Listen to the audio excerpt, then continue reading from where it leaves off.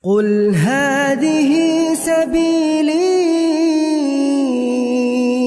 أدعو إلى الله.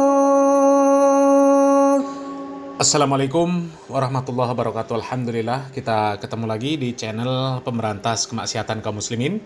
Dan seperti biasa, sebelum kita masuk ke pembahasan, kami ingatkan untuk kaum muslimin yang belum subscribe ke channel ini, silakan subscribe untuk mendapatkan notifikasi ketika ada video-video yang terbaru yang kita upload di channel ini. Dan untuk yang sudah subscribe, kami ucapkan jazakumullahu khairan katsira.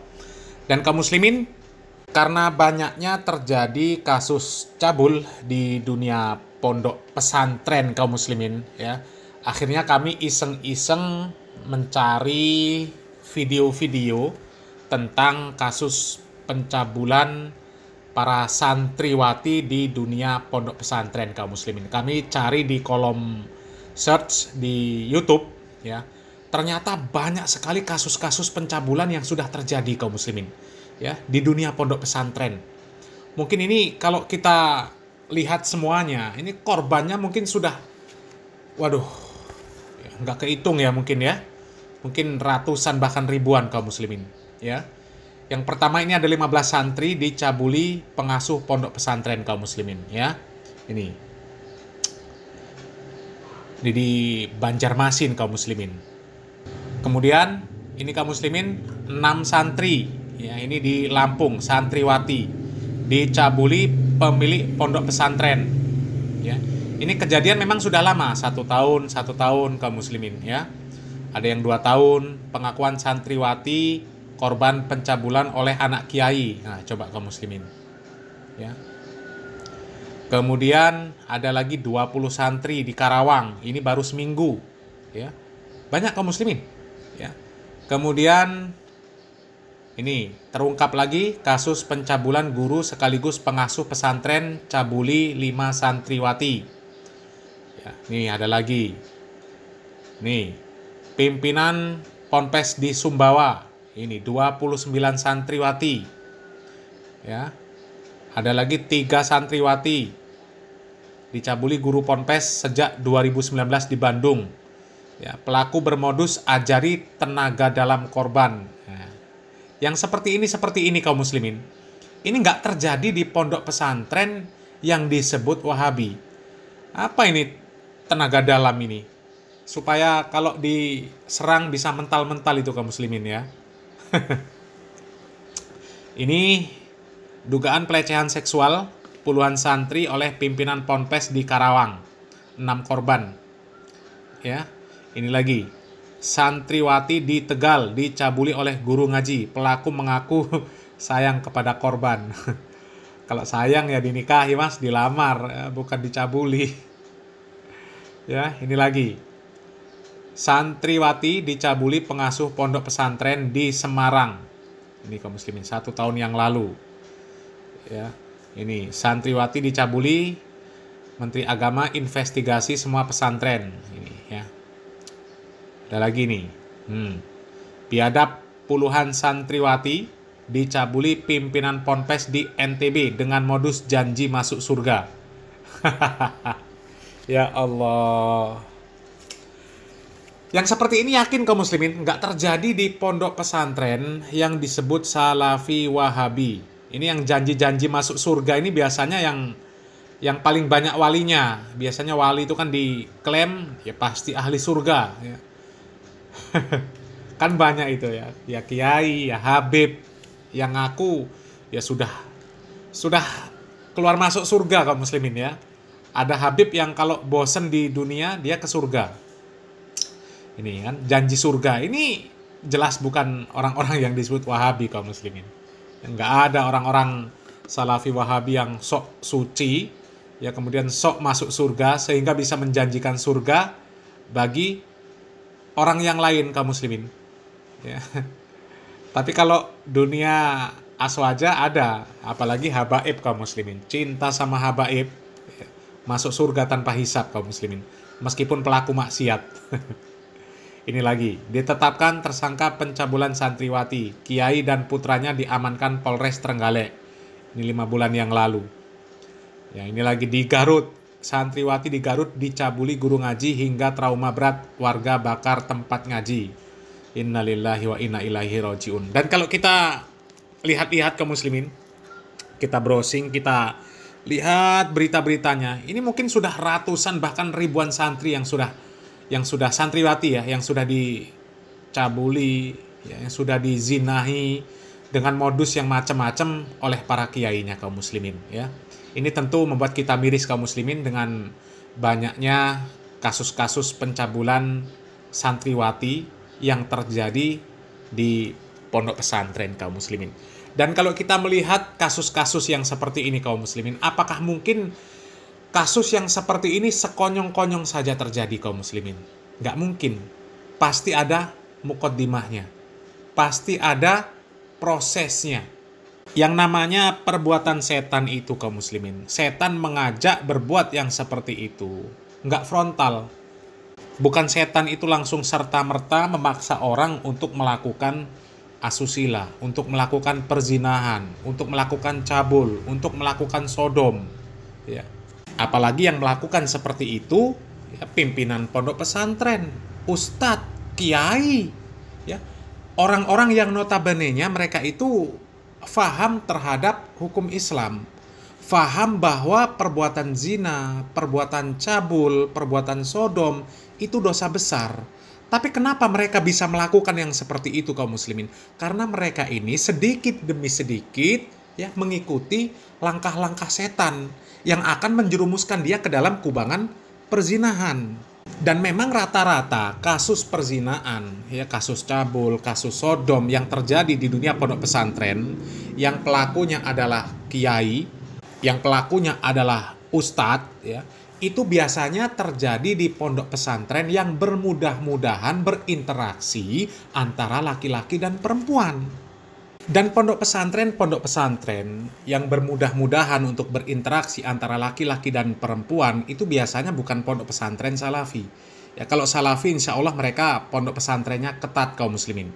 Ya, sebisa mungkin dihindari untuk interaksi lawan jenis kecuali memang kondisi darurat benar-benar dibutuhkan dan benar-benar mendesak. Tapi tidak seperti itu di pondok pesantren yang dikelola bukan salafi ya, meskipun nggak semuanya, tapi kan banyak ya, tapi kan banyak yang seperti itu, bermudah-mudahan untuk berinteraksi antara laki-laki dan perempuan. Makanya kami ketika melihat ada video-video kiai yang bermudah-mudahan bersalaman dengan perempuan yang bukan mahram, ya, apakah dilapis kain atau tidak, kami merasa itu aneh kaum muslimin ya. Padahal larangan Nabi Muhammad SAW sudah jelas, ya. Ancaman Nabi Muhammad SAW sudah jelas. Ditusuk kepala seseorang dari pasak, ya, yang terbuat dari besi, itu lebih baik daripada dia menyentuh wanita yang tidak halal bagi dirinya. Itu kan jelas kaum muslimin. Jadi kalau kami melihat kiai-kiai yang bermudah-mudahan bersalaman dengan lawan jenis, itu kok mikirnya aneh kaum muslimin, ya. Jadi kami berpikir pantesan banyak terjadi kasus-kasus cabul, banyak terjadi kasus-kasus asusila di dunia pondok pesantren mereka. Karena mereka bermudah-mudahan untuk berinteraksi dengan perempuan, bersalam-salaman sampai cium tangan, ya. Apa mereka nggak mikir bahwa yang seperti itu jelas-jelas menentang aturan Allah Subhanahu wa Ta'ala, jelas-jelas mengabaikan peringatan Nabi Muhammad SAW. Di dalam Al-Quran Allah Subhanahu wa Ta'ala juga sudah jelas mengatakan falyahdharil ladzina yukhalifuna an amri an tusibahum fitnah au yusibahum adzabun alim.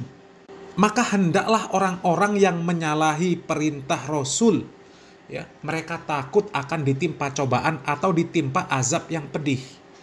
Ya, dan terbukti ketika banyaknya mereka melanggar peringatan Nabi Muhammad SAW, ya, tertimpa fitnah, ya, kasus-kasus pelecehan, kasus-kasus cabul, kasus-kasus sodomi, itu fitnah yang besar.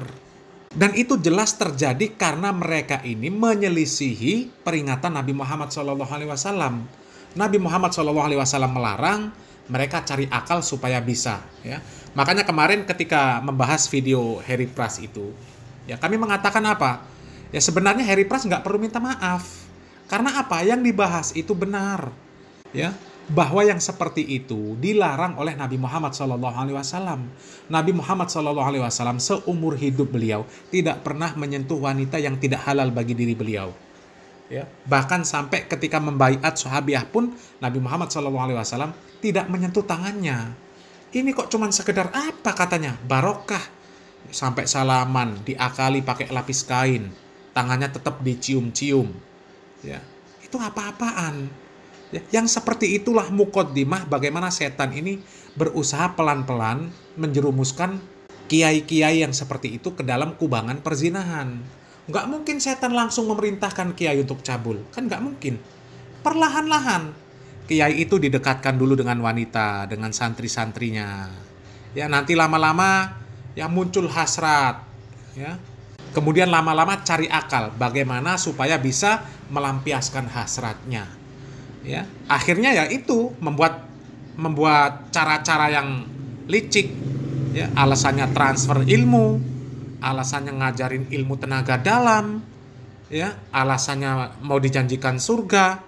Itu kan macam-macam alasannya. Dan itu nggak mungkin terjadi secara langsung kaum muslimin. Tiba-tiba kiainya langsung ngajak saja santriwatinya. Kan nggak mungkin. Harus membangun sebuah hubungan dulu. Ya, interaksi dulu. Ya, dari interaksi yang tadinya jarang-jarang, kemudian menjadi sering, kemudian menjadi lebih intim, akhirnya terjadi yang seperti itu. Ya, makanya kami itu selalu mengkritik ketika ada kiai-kiai, gus-gus, yang mereka ini bermudah-mudahan untuk berinteraksi dengan perempuan, apalagi sampai salam-salaman kaum muslimin. Ya, coba lihat video-video ini kaum muslimin. Ya, begitu mudahnya mereka bersalaman dengan wanita. Ya, coba yang seperti ini kaum muslimin. Ya. Maka pantas kalau kemudian mereka terjerumus kepada perzinahan, naudzubillah min dzalik. Ya, terjerumus kepada kasus-kasus pencabulan, ya, sodomi dan sebagainya. Ya. Dan harusnya orang yang kiainya dikritik sama Heri Pras kemarin kaum muslimin, ya harusnya mereka itu bukan mempersekusi Heri Pras. Harusnya mereka mikir, ya harusnya diterima kritikan yang seperti itu. Mengingat banyaknya kasus pencabulan, kasus perzinahan di dunia pesantren, itu akarnya dari situ. Ya, akarnya dari mulai berinteraksi dengan perempuan secara perlahan-lahan dulu. Nggak mungkin langsung frontal kiainya itu ngajak santriwatinya berzina. Ya, makanya di dalam Al-Quran itu Allah Subhanahu wa Ta'ala dengan jelas memperingatkan kita supaya jangan mengikuti langkah-langkah syaiton. Ya, Allah Subhanahu wa Ta'ala jelas mengatakan ya ayyuhalladzina amanu la tattabi'u khutuwatis syaiton. Wahai orang-orang yang beriman, janganlah kalian itu mengikuti langkah-langkah syaiton. Wa may yattabi' khutuwatis syaiton fa innahu ya'muru bil fahsya'i wal munkar. Ya, karena kalau mengikuti langkah-langkah syaiton, sesungguhnya langkah-langkah syaiton itu menyuruh kita kepada perbuatan yang keji dan mungkar. Makanya kita dilarang mengikuti langkah-langkah syaiton, dan termasuk bermudah-mudahan berinteraksi dengan lawan jenis, itu termasuk langkah-langkah syaiton, di mana syaiton itu akan mengantarkan kita kepada perzinahan. Puncaknya itu di perzinahan kaum muslimin. Ya. Jadi kalau kiainya dikritik ketika bersalam-salaman dengan lawan jenis, itu harusnya berterima kasih. Ya.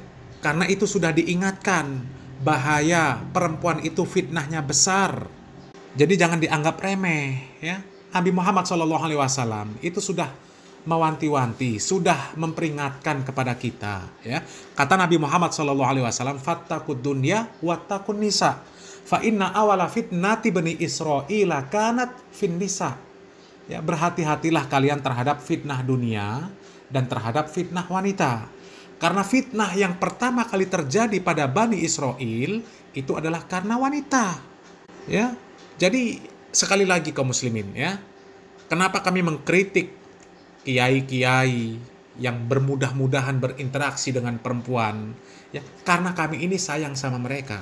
Jangan sampai mereka terjerumus kepada langkah-langkah syaiton yang akhirnya mereka terjerembab di dalam kasus-kasus perzinahan. Na'udzubillah min dzalik. Kalau sudah terjadi, ya, nama Islam juga yang buruk, ya. Meskipun kalian yang melakukan, tapi secara umum Islam ini namanya jadi buruk. pesantren namanya jadi buruk. Padahal kalian yang sudah bermudah-mudahan untuk membuka pintu-pintu perzinahan. Kalian sudah mendekati perzinahan. Ya, padahal Allah Subhanahu wa taala juga sudah menjelaskan, sudah melarang kita untuk mendekati zina. Wala taqrabuz zina innahu kana fahisyatan wa sa'a sabila. Mendekati saja itu tidak boleh, ya. Dan termasuk mendekati zina itu adalah bermudah-mudahan untuk berinteraksi dengan lawan jenis. Sudah mata melihat, ya, tangan menyentuh, hati bisa jadi bergumam kaum muslimin. Ya, apalagi yang diajak salaman masih muda-muda, cantik-cantik. Ya. Kata Nabi Muhammad SAW, mata itu bisa berzina. Ya, zinanya mata dengan memandang sesuatu yang diharamkan oleh Allah Subhanahu wa taala, termasuk memandang lawan jenis yang bukan mahram, ya. Jadi mata itu bisa berzina, telinga bisa berzina, tangan bisa berzina, kaki bisa berzina, ya. Makanya kami kalau melihat kejadian-kejadian yang seperti itu kaum muslimin, ya, seperti video yang direaction oleh Harry Pras, ya, itu sebenarnya kan kasihan sama kiainya kaum muslimin. Jangan sampai mereka ini terjerumus dalam perzinahan, ya. Ini diperingatkan, dikritik kiainya, kok malah marah, bukannya berterima kasih. Ya Allah, ya, semoga Allah Subhanahu wa taala memberikan taufik dan hidayah kepada mereka kaum muslimin, ya. Salam waras, salam akal sehat, barakallahu fikum. Wassalamualaikum warahmatullahi wabarakatuh.